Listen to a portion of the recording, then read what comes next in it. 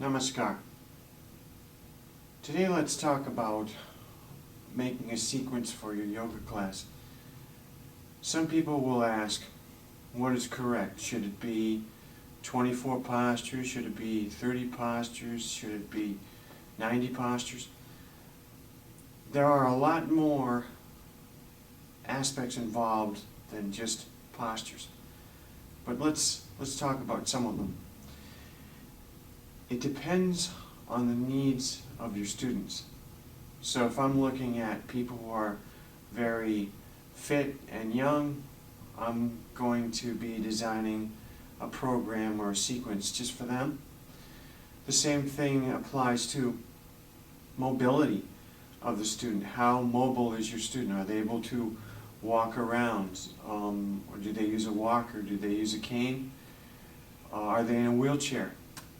Also, what is their overall health? And a lot of things come into health profile, and some people will say they don't want to be discriminated against, and I understand, but there are some issues when we're concerned with making a sequence where what we might consider is the student pregnant?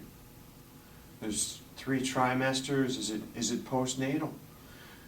Is this a person who's 75 years old? A student who is 75 years old is much different than a student who is 35 years old. If you're able to get to the ground and you are over 75 years old, from what I see, you're in the minority.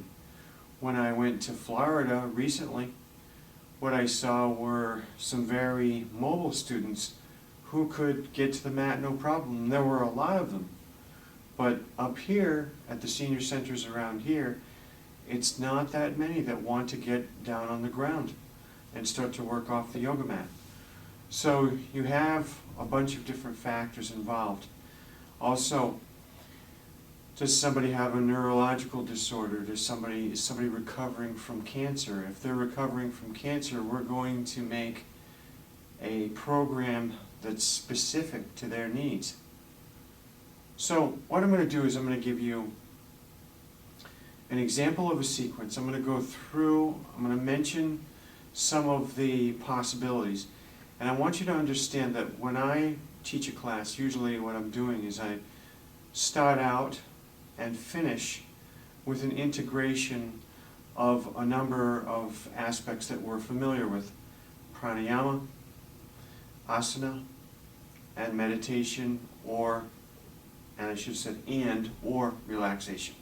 Some people do both. Some people, I've been informed recently, also do 2 relaxation sequences within the same class. So these are great ideas that everyone is passing on, and I appreciate all the feedback you give. Here's an example. You do an opening salutation.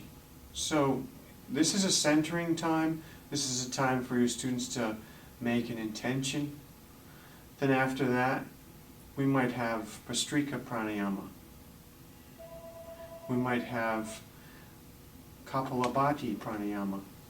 We might have warm-ups, Ujjayi Pranayama, sun salutations, a standing series, a cat series, or cat, sometimes some of you call it table series, Brahmari Pranayama, a seated series, a prone series, a supine series,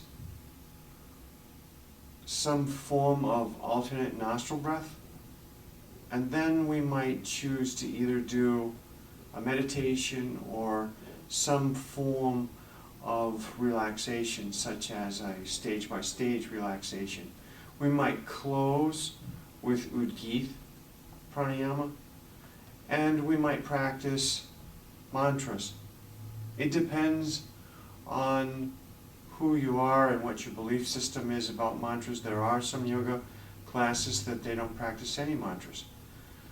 So that is basically a closing part of the class. There are many, many, many ways to teach a class. So I don't want anyone to just feel that this is the only way or this is the right way and and so forth, because you're designing the class for your students' needs. If you have a beginner's class, it's going to be different than your intermediate class. And by what do I consider beginner?